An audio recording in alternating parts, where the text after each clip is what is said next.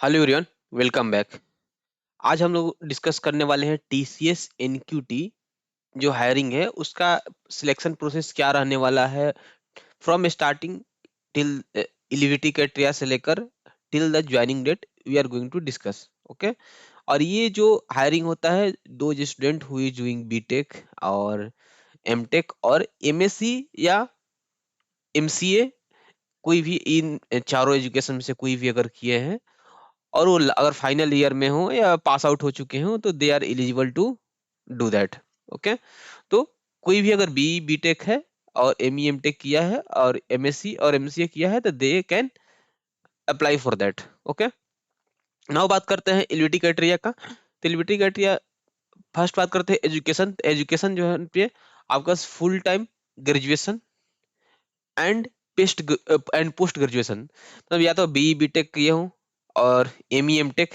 M E M tech is the post graduation and B BTech is the graduation, या M C A या M S C. इन चारों में से कोई एक किए हैं देन दे आर एलिजिबल। उसके अलावा 10-12 ग्रेजुएशन में 60% होना चाहिए। ठीक है। बात करते हैं बैकलॉग। तो जिस साल आप पास आउट होने वाले हैं उस साल तक अगर आपका एक बैकलॉग रहता है तो चलेगा, और उससे अगर पहले पास आउट हो चुके हैं, जिस साल आप फॉर्म भर चुके हैं उससे पहले पास आउट हो गए तो बैकलॉग नहीं होना चाहिए। तो one backlog is allow. Okay. बात करते हैं गैप। तो एजुकेशन के बीच में गैप जो है 24 मंथ से ज्यादा नहीं होना चाहिए। गैप मीन्स क्या होता है, 10-12 के बीच में कितना गैप है, 12 और ग्रेजुएशन के बीच में कितना, ग्रेजुएशन और पोस्ट ग्रेजुएशन के बीच में कितना गैप है, तो वो 24 मंथ से ज्यादा नहीं होना चाहिए। Up to 20 month, up to 24 month it is allow. Okay. बात करते एक्सपीरियंस। बहुत सारे लोगों को हम देखे हैं कि जो किसी दूसरे कंपनी में भी काम करके डायरेक्ट टीसीएस में आ जाते हैं, तो वो अगर कोई व्यक्ति 2 साल तक एक्सपीरियंस है तो आप अप्लाई कर सकता है। 2 साल से अगर ज्यादा एक्सपीरियंस हो गया है then he can not apply the this exam, TCS NQT. बात करते हैं एज। तो एज 18 से 28 होना चाहिए, minimum 18 and maximum 28। Only full time जो भी कोर्स किए हैं दे आर एलिजिबल।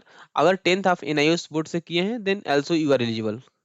तो ये सब एजुकेशन बैकलॉग और कितना गैप होना चाहिए, these all things are the basic prerequisite if you are applying for the TCS NQT exam. Now बात करते हैं एप्लीकेशन फॉर्म। तो एप्लीकेशन फॉर्म भरने के लिए पहले आपको टीसीएस नेक्स्ट स्टेप पोर्टल में जाना होगा। वहां पर कैटेगरी चूज करते समय आपको आईटी चूज करना है और उसके लिए फिर अप्लाई फॉर ड्राइव कर देना है। इसका फुल प्रोसेस का अलग हम वीडियो आपको बनाएंगे। फिलहाल में एक डॉक्यूमेंट्स है जिसमें स्टेप बाय स्टेप मेंशन किया गया है। उस डॉक्यूमेंट को आप देखना चाहते हैं तो आप मेरे टेलीग्राम ग्रुप ज्वाइन करके देख सकते हैं। वहां पर आपको ये information step by step documents में मिल जाएगा। नाउ बात आगे बढ़ते हैं एग्जाम डिटेल। तो टीसीएस एनक्यूटी एग्जाम से हमको दो एक्चुअल में पोस्ट मिलता है, ये टीसीएस निंजा होता है और टीसीएस डिजिटल होता है। तो जैसे आपने फॉर्म भर दिया, फॉर्म भरने में आपको मेल आएगा कि आपका एग्जाम है। तो एग्जाम जो होता है पहले आपको टीसीएस निंजा का हो जाएगा। दो who qualified the TCS Ninja they can give the TCS digital exam. तो दो एग्जाम होता है, जो निंजा क्वालिफाई कर लेता है वो टीसीएस डिजिटल के लिए अपियर कर सकता है। निंजा से क्या होता है, दो पोस्ट होता है, एक निंजा पोस्ट होता है, एक डिजिटल पोस्ट होता है, और दोनों का अलग अलग सैलरी होता है। तो उसका हम लेटर डिस्कस करने वाले हैं। तो अभी आप फॉर्म भर चुके हैं, आपका एग्जाम के लिए मेल आ चुका है और आप एग्जाम देने जाने वाले हैं। तो इसके लिए आपको एग्जाम का पैटर्न जानना जरूरी है। तो एग्जाम का पैटर्न क्या रहता है, अगर टीसीएस निंजा के लिए आप देने जाने वाले हैं तो आपका 20 क्वेश्चन रहेगा न्यूमेरिकल एबिलिटी का, और 25 क्वेश्चन रहेगा वर्बल एबिलिटी का, एंड 20 क्वेश्चन रहेगा रीजनिंग का। तो आपको समझ लीजिए कि मैथ का 20 क्वेश्चन, 25 क्वेश्चन इंग्लिश का, और रीजनिंग का 20 क्वेश्चन आने वाला है। तो टोटल आपका 65 क्वेश्चन है, 65 क्वेश्चन रहेगा, और आपको 75 मिनट में आपको ये एग्जाम देना है।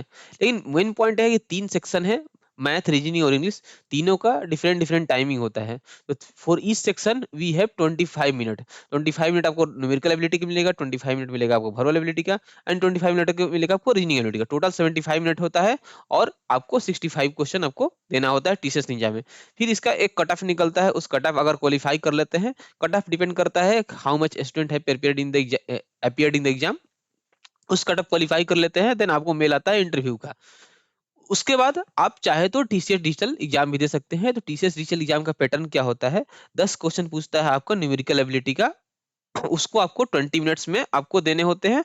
एंड 10 क्वेश्चन होता है आपका रीजनिंग का, उसको आपको देना होता है 15 मिनट में। तो ये कंबाइंड जो होता है 20 + 15 35 मिनट में आपको मैथ और रीजनिंग होता है। और फर्दर सेकेंड सेक्शन 2 में होता है वो 55 मिनट में 2 कोडिंग क्वेश्चन होता है। तो आपको मैथ रीजनिंग मिलाकर टोटल 20 क्वेश्चन दिखने वाले हैं सेक्शन 1 में, और सेक्शन 2 में आपको मिलने वाले हैं 2 कोडिंग क्वेश्चन।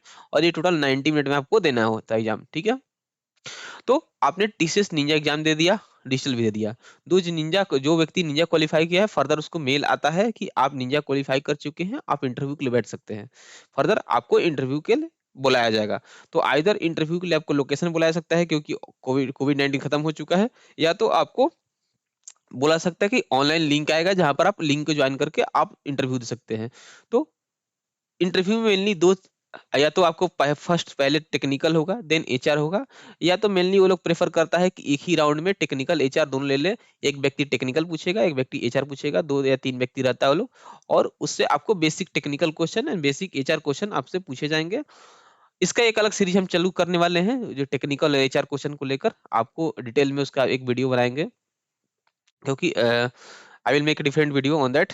ओके, तो जैसे आप इंटरव्यू दे देते हैं, इंटरव्यू देने के बाद जो होता है आपका नेक्स्ट राउंड होता है कि इंटरव्यू हो गया और इंटरव्यू क्लियर हो गया। अगर क्लियर नहीं हुआ तो आपको रिग्रेट मिला जाएगा कि आपका क्लियर नहीं हुआ, एंड फिर आप 6 महीने बाद फिर से अप्लाई कर सकते हैं। अगर आपका क्लियर हो जाता है देन आपको मेल आएगा ऑफर लेटर का।